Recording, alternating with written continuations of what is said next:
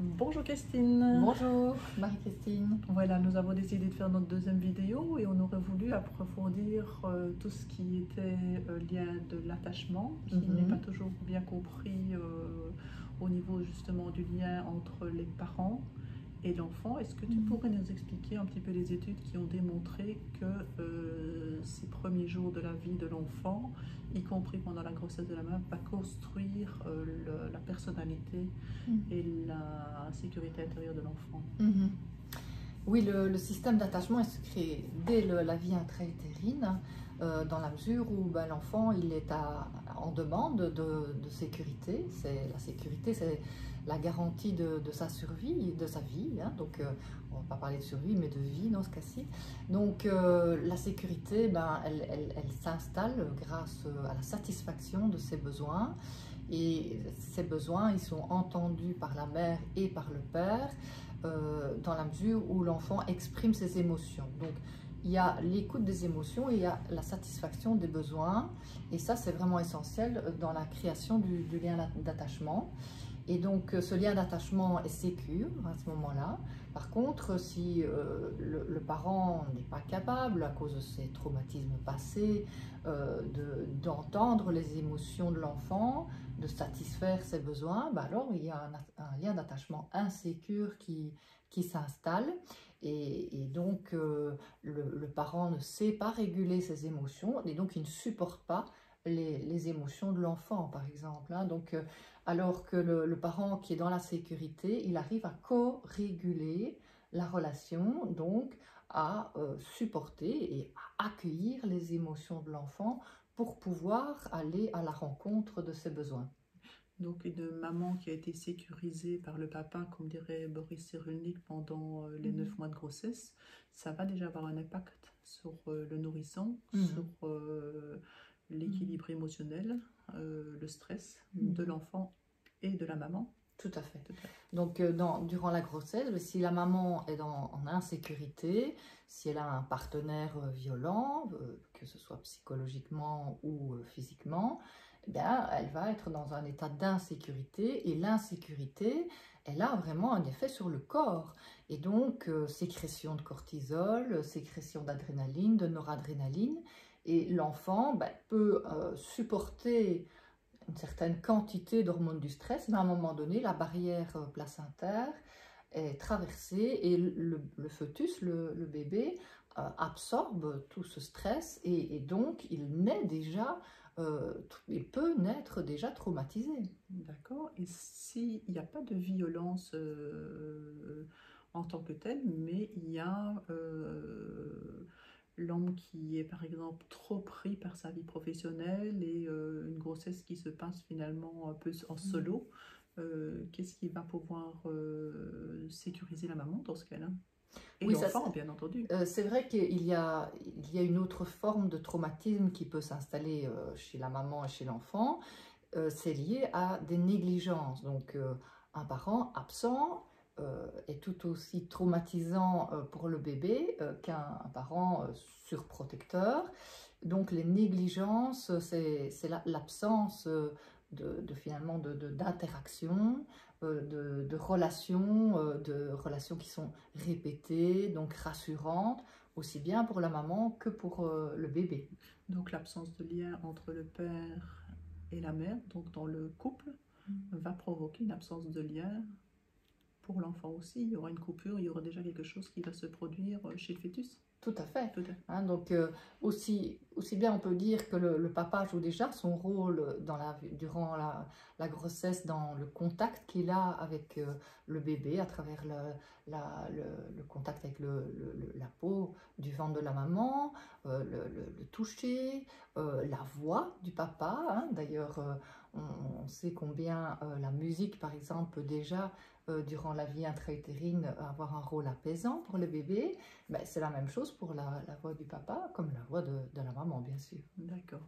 Donc, dès le départ, j'ai envie de dire que notre société ne favorise pas ce lien que le papa peut avoir avec la maman, notamment s'il doit demander un jour de congé pour une échographie. C'est pas toujours bien perçu par l'employeur. inévitablement, le papa peut aussi être tiraillé entre l'envie d'accompagner son épouse pour une échographie et le devoir professionnel. Donc, qu'est-ce que tu pourrais dire alors, dans ce cas aux parents qui sont confrontés à ce genre de dilemme et de tiraillement? C'est de vraiment rester centré sur leurs désirs et non pas sur les pressions sociales qui actuellement visent la performance, l'efficacité et donc finalement qui tentent finalement de ne pas aider l'individu à rester centré mais à se sacrifier, que ce soit pour l'entreprise, pour la société, au détriment de la sécurité intérieure de l'enfant. Donc on sait que évidemment cette absence de lien crée inévitablement déjà une souffrance. Tout à fait. Cette absence de lien que l'on voit de plus en plus dans la société, c'est pas la pandémie pour moi qui coupe le lien. On voit déjà cette coupure de lien depuis j'ai envie de dire au moins 2 décennies. Comment est-ce que tu pourrais conseiller justement aux familles de créer ce lien dans leur milieu, tant avec le nourrisson pendant la grossesse, on vient d'en parler, mais également avec l'enfant, l'adolescent, plus vite que d'humilier, réprimer. On ne se rend pas compte que finalement c'est une empreinte aussi psychologique pour l'enfant qui subit régulièrement des humiliations, des violences, des grossièretés. Et qu'un enfant qui a par exemple des difficultés au niveau scolaire ne le fait pas exprès. Et je pense que le milieu aussi scolaire provoque une pression dans les milieux familiaux. Qu'est-ce que toi tu en penses? Je pense que ce qui est très important, c'est pour être en lien avec les autres, c'est d'abord d'être en lien avec soi-même. Et donc, pour le parent, c'est très important d'être à l'écoute de soi, de s'autoriser à observer son ressenti, à écouter ses besoins. Et s'autoriser cela, c'est s'autoriser à être en relation avec son enfant. Donc, ce n'est pas de l'égocentrisme, c'est la condition pour être en relation avec les autres, c'est d'être à l'écoute de soi. Et donc, ça, c'est vraiment important que les parents puissent vraiment prendre un moment quand ils ressentent un malaise ou quand ils se sentent stressés, qu'ils sentent des tensions internes. Tiens, qu'est-ce que mon corps me dit? Quelle est l'émotion qui est là? Et donc, cette écoute de l'émotion va permettre d'écouter le besoin sous-jacent et donc de répondre adéquatement. Une relation sécure, c'est une relation où il y a une adaptation finalement mutuelle. La co-régulation, c'est j'écoute mon émotion, j'écoute l'émotion de mon enfant et donc la relation alors est sécure. D'accord. Quand on reprend les travaux justement par rapport à la sécurité de l'enfant, à la société, à la violence que l'on retrouve dans beaucoup de familles et dans beaucoup de milieux, même professionnels, Alice Miller a fait des travaux pendant toute sa vie justement en reconnaissant toute cette forme de violence qu'on cautionne encore dans notre culture. Je prends notamment la fessée, qui a fallu bon nombre d'années pour se dire, tiens, oui, la fessée est une violence et ce n'est pas une méthode éducative. Alice Miller reprend justement toute cette violence qui a été inculquée dans les générations précédentes, avec des enfants qui étaient enfermés, notamment dans le noir, parce qu'ils avaient fait une bêtise, ou des enfants qui étaient vraiment frappés, martyrisés. Avec effectivement beaucoup de mortalité infantile par le passé, un enfant sur 3 selon les études. Donc toute cette violence qui a été génétiquement, j'ai envie de te dire, transférée de génération en génération, provoque pas mal de dysfonctionnements actuels. Qu'est-ce que toi tu penses des travaux d'Alice Miller? Oui, Alice Miller était vraiment un précurseur par rapport à la question de la violence psychologique et notamment la maltraitance que vivent les enfants de pervers narcissiques. Donc moi, je me suis vraiment inspirée de ces travaux pour comprendre le vécu des enfants de pervers narcissiques. Et donc sa notion de la pédagogie noire, elle est tout à fait d'actualité et elle est présente dans le vécu des enfants de pervers narcissiques, puisque la pédagogie noire, elle repose sur plusieurs postulats et qui pour les enfants ou même les parents qui ont grandi dans un milieu comme ça semble normal, hein. Finalement, cette notion de normalité, elle est liée à ce qu'on a vécu soi-même dans sa propre enfance, hein. Donc, c'est de croire que le parent est le maître de son enfant. Et cette notion de maître, c'est vraiment la relation du pervers narcissique à son enfant. Il se considère comme le maître de son enfant et il établit une relation de domination avec son enfant. Et cette domination, elle passe par la négation justement de ce qu'on disait tout à l'heure, c'est-à-dire les émotions de l'enfant. L'enfant n'a pas le droit de ressentir ses émotions, il n'a pas le droit d'écouter ses besoins et de les exprimer, surtout la colère. Et le parent doit faire passer à l'enfant que c'est tout à fait normal, que c'est pour son bien, ce qui explique le titre de son livre, c'est pour ton bien, et surtout que la colère du parent, elle, est légitime pour garder l'amour du parent. C'est ce qu'on appelle l'amour conditionnel. Et donc l'enfant doit apprendre à réprimer particulièrement sa colère en espérant ainsi être aimé et recevoir l'amour. Donc finalement, l'écoute de l'enfant de Louis à Louis est totalement interrompue par cette forme de domination que le père ou la mère, bien entendu, peut avoir sur le milieu. Mais ça peut être une domination de la mère sur le père et l'enfant, ou une domination du père sur la mère et l'enfant. Donc c'est vraiment... Tout à fait.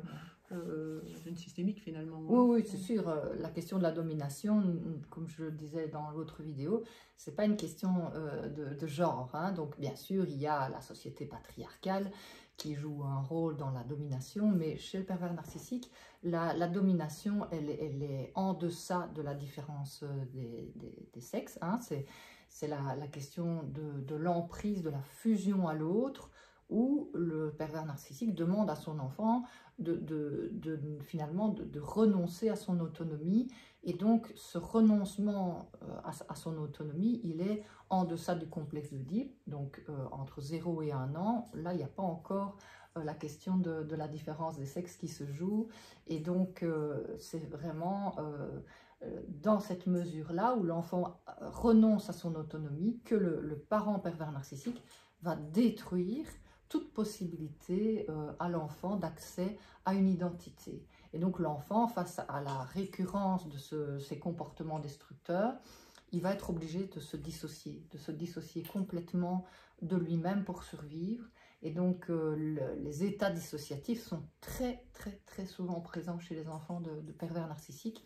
Et donc ils se traduisent par le fait que le moi se scinde en plusieurs parties. Et donc l'enfant est figé très souvent face à la violence ou à l'absence, comme on disait, hein, c'est l'équivalent de la violence, c'est aussi l'absence d'amour, de la négligence, hein, donc, et ce figement se traduit par le sentiment d'impuissance, la croyance que la vie est comme ça, qu'on doit renoncer, que la vie est moche, le monde est mauvais, on est mauvais, l'enfant se croit mauvais, hein, donc, puisque si le parent le maltraite, c'est que c'est lui le mauvais, il ne peut pas imaginer que le parent est mauvais. Ou bien il recourt, c'est une autre stratégie, à part le figement, il y a le recours à des addictions, devenir dépendant de quelqu'un ou de quelque chose, vivre à travers quelqu'un ou quelque chose pour survivre, ou éviter toute forme d'engagement, hein, et donc la phobie de la dépendance à l'âge adulte, hein, la personne qui a vécu de telles violences, elle a vraiment une peur panique de s'engager, de dépendre de quelqu'un. Et on a également le comportement de combat, hein, donc vous avez des personnes qui sont dans leur partie dissociative en état de combat, et ce combat se traduit alors par le fait que est une lutte, hein, donc s'il faut lutter, ça veut dire agresser, que c'est la loi de la jungle qui domine, et donc c'est des rapports de force, et il faut détruire l'autre, la croyance qu'il faut détruire l'autre parfois, ou en tout cas l'écraser, le dominer, comme le parent pervers narcissique l'a fait. Et donc ça peut arriver à l'identification à l'agresseur, donc l'enfant recopie vraiment le syndrome de Stockholm, c'est vraiment recopier par moment les comportements de l'agresseur, l'identification à l'agresseur, et donc c'est une partie de lui à ce moment-là qui reproduit pour survivre et peut-être espérer être épargné de ces violences s'il reproduit le comportement de l'agresseur. Et donc ça peut amener à l'âge adulte à vraiment une identification complète. Ok. Et qu'est-ce que tu pourrais conseiller justement aux mamans qui sont face à un adolescent qui s'est calqué sur la toute-puissance par exemple du père, où l'enfant veut continuer à dominer, où finalement c'est la mère ou le père qui s'écrase finalement parce qu'il y a une peur qui s'installe entre le parent et la toute-puissance de l'enfant. Donc on voit aussi ce phénomène qui se reproduit puisque c'est transgénérationnel. Comment est-ce que tu pourrais, une maman seule, bon, elle n'a pas toujours un compagnon pour pouvoir mettre des limites, pourtant on sait que c'est une question de délimitation de ce qui est respectueux et ce qui ne l'est pas. Quels conseils pourrais-tu donner à des mamans qui ont quitté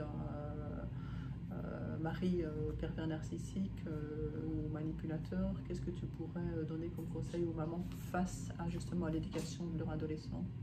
Ben, comme je le disais, pour moi, c'est pas une question d'être maman ou papa. Vous avez des papas qui sont incapables de mettre des limites aussi. Hein, donc, je pense que c'est plus de se questionner qu'est-ce qui, en moi, empêche d'avoir une attitude ferme, de donner un nom ferme. Et souvent, que ce soit le papa ou la maman qui se sent dans cet état d'impuissance, il est traumatisé. Il a une partie de lui qui est figée. Et donc, il n'arrive pas, ce parent, à mettre des limites fermes. Et donc, ces limites fermes sont essentielles pour l'adolescent, même si il est important, bien sûr, avec l'adolescent d'avoir un dialogue, d'être à l'écoute, mais il est essentiel aussi, face à un comportement de toute puissance qui est juste l'imitation du parent agresseur, de mettre des limites fermes, de sanctionner, mais de façon proportionnée, bien sûr, pas dans le système de la pédagogie noire, dans une sanction qui soit juste, qui soit utile, qui ait un sens, qui permette à l'enfant d'évoluer psychologiquement et non finalement d'exercer sur lui une violence. Hein. Oui, de créer le respect du lien, finalement, voilà, c'est ça. La réciprocité, voilà. La sensibilité de l'un envers l'autre, et de comprendre finalement ce mécanisme du lien. J'entends par ce que tu dis que quelque part, un adulte qui a peur du lien ou qui refuse ce lien ou qui ne crée pas le lien, ce serait d'office un enfant traumatisé? Oui, c'est ça. Donc, quelqu'un qui a peur du lien a vécu des traumatismes dans son enfance. Il n'en est pas nécessairement conscient, hein, parce que quand on vit des traumatismes dans son enfance et qu'on se dissocie, on est dans le déni pour survivre. Hein. Donc, ce déni fait que on peut très bien dire oh, j'ai eu une belle enfance, alors qu'en réalité, on n'a eu aucun amour, par exemple. Hein. J'ai eu des patients qui disaient j'ai eu une magnifique enfance, et en fait, ils n'avaient reçu aucun câlin, aucune écoute de leurs émotions, et ils avaient dû survivre en gardant un contrôle absolu d'eux-mêmes, et ils croyaient que c'était normal. Donc la notion de normalité, ça c'est vraiment quelque chose à relativiser. Hein. Et on entend effectivement des personnes, que ce soit des adolescents ou même des adultes, qui ont tendance à dire non, effectivement, mes parents sont absents, mais ils me gâtent en cadeau. Mais ça ne remplacera jamais l'affectif, puisqu'ils ne sauront pas créer l'affectif. C'est ça. Ils vont créer une relation finalement dépendante à l'objet, et pas une relation affective. Mais je me rends compte qu'il y a des personnes qui sont aussi dans le déni, ils ne comprennent pas à quoi ça sert, le lien, ils ne comprennent pas à quoi ça sert de rentrer en relation. Il y a une coupure qui reste, même je vais dire dans le milieu médical. Hein, il y a cette coupure qu'on revoit fortement par rapport aux médecins et aux infirmières, où il y a cette coupure de lien qui s'installe et qui entraîne inévitablement une souffrance. Mais donc là, il faut vraiment qu'on en soit conscient que cette rupture de lien n'est pas une normalité. Cette rupture de lien, en tout cas, elle est le signe d'un traumatisme. Et donc, on peut en être conscient ou ne pas en être conscient. Mais dans tous les cas, il y a un traumatisme. Et la phobie, elle est aussi bien à l'extérieur qu'à l'intérieur. C'est-à-dire, ces personnes qui évitent le lien, elles ont évidemment un évitement des relations d'engagement affectif à l'extérieur. Mais à l'intérieur d'elles-mêmes, elles ont aussi une phobie.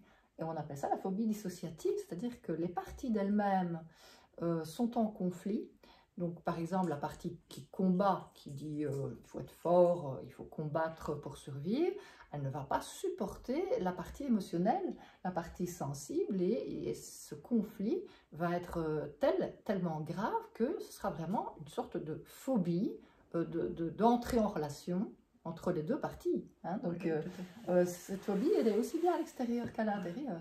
Est-ce qu'elle n'est pas double? Est-ce qu'il n'y a pas un paradoxe aussi que maintenant les gens ont peur de rentrer en relation, puisque justement la manipulation et la perversion est en augmentation? Selon Dominique Barbier, psychiatre, il en est quand même à 20 à 30% Oui. De personnes qui fonctionnent sous cette forme d'emprise et de perversion. Et il s'installe quelque part une phobie sociale du lien aussi à l'âge adulte, parce que des personnes se sont fait manipuler ou se sont retrouvées dans des relations toxiques. Comment trouver le juste équilibre? C'est-à-dire que, évidemment, tant qu'on n'a pas soigné ces traumatismes, surtout si ce sont des traumatismes graves, répétitifs, hein, et donc quand on est surtout en état de figement, le risque de revictimisation est très important. Hein. Donc les prédateurs repèrent tout de suite une personne figée, puisque aussi bien dans son discours que dans son non-verbal, elle manifeste qu'elle n'est plus en vie. Hein. C'est comme si on était mort à l'intérieur quand on est figé. Hein. Donc la mort, elle se traduit par une absence d'expression émotionnelle, d'expression dans le corps, et surtout un discours qui représente cet état de figement, c'est-à-dire la croyance que ça ne va pas marcher, qu'on n'y arrivera pas, qu'on ne peut rien faire, c'est comme ça la vie, une sorte de désespoir, hein, qui est lié à l'état de figement. D'accord, je vais peut-être encore te poser une dernière question.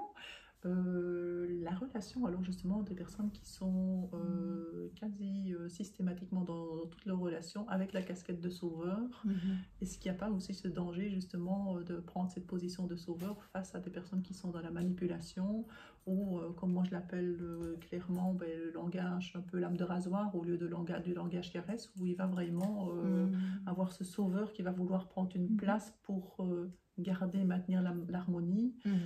Mais il y a un danger quelque part là derrière. Est-ce que tu pourrais expliquer cette façon de fonctionner et le risque qui se cache derrière cette casquette de sauveur? Tout à fait. Donc, les personnes qui ont été maltraitées, surtout les enfants de pervers narcissiques, ils ont dû entrer dans une inversion des rôles. Hein. Donc, le pervers narcissique n'est pas à l'écoute des émotions, des besoins de son enfant, ça on l'a dit tout à l'heure. Et du coup, l'enfant, pour survivre, ce qu'il peut faire, c'est tout à coup se mettre dans la peau du parent en espérant ainsi être aimé. Donc, il se met à l'écoute des émotions il espère trouver l'émotion chez son parent pervers narcissique. Il essaye de décoder les besoins de son parent pervers narcissique. Et souvent, ces enfants vont arriver à une telle capacité de se mettre à la place de l'autre qu'ils vont être à l'écoute des émotions inconscientes, des besoins inconscients, c'est-à-dire l'enfant intérieur blessé du parent pervers narcissique, mais que lui nie, puisque je le disais tout à l'heure, le pervers narcissique, il est dans la phobie de cet enfant en lui, de cette partie émotionnelle, et donc il n'en veut pas. Et donc cet enfant, il espère pouvoir sauver son parent, et il n'y arrive pas, puisque le parent pervers narcissique refuse, est dans le déni de cette partie de lui, et donc il entre dans ce jeu ce rôle de sauveur, finalement, c'est-à-dire en étant le parent de mon parent, je vais être aimé, et donc il reproduit ça à l'âge adulte dans ses relations affectives, et donc il devient codépendant, il devient le sauveur de l'autre, c'est-à-dire il anticipe les demandes, comme il a fait avec son parent pervers narcissique. Donc ça prend son origine dans des maltraitances psychologiques ou physiques de l'enfance. Hein. Ou alors ça pourrait être aussi la maman qui prendrait cette casquette de sauveur, qui dit mais si ton père t'aime, mais à sa façon. Là aussi, il y a peut-être un danger parce que l'enfant qui ne se sent pas aimé par son père et la maman qui dit mais si ton père t'aime à sa façon, c'est un peu nier finalement le ressenti de l'enfant. Tout à fait, donc le parent victime, évidemment, quand il reste dans la relation d'emprise, il est traumatisé aussi, il n'y a pas que l'enfant. Hein. Donc le parent victime, s'il est traumatisé, il est dans le déni, et donc il va protéger l'agresseur, syndrome de Stockholm, c'est-à-dire pour survivre, on essaye d'avoir les bonnes grâces de son agresseur et donc finalement l'excuser. Et excuser, c'est dire ton père ou ta mère, bah, il est comme ça, mais ceci, mais cela.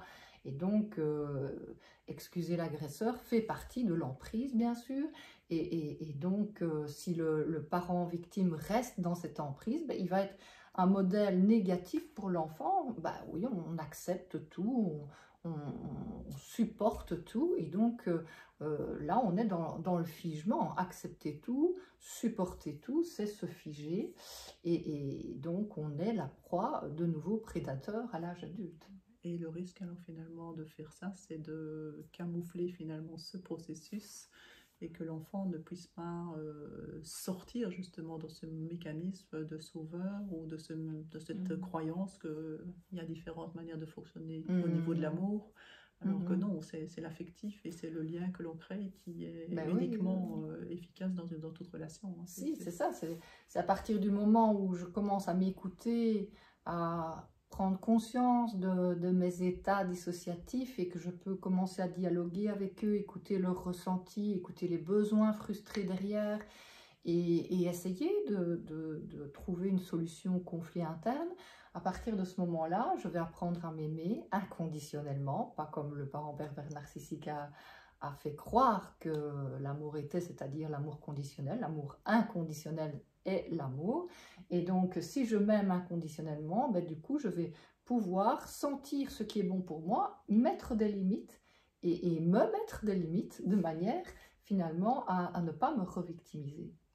Merci Christine, j'espère qu'effectivement ça a pu apporter de la matière aux mamans, aux papas, aux couples, donc essayer de faire comprendre à tout un chacun qui veut se mettre en couple, de choisir finalement son partenaire en sachant qu'il y a quand même un après le partenaire, il n'y a pas que le partenaire conjugal, il y a le partenaire de coparents.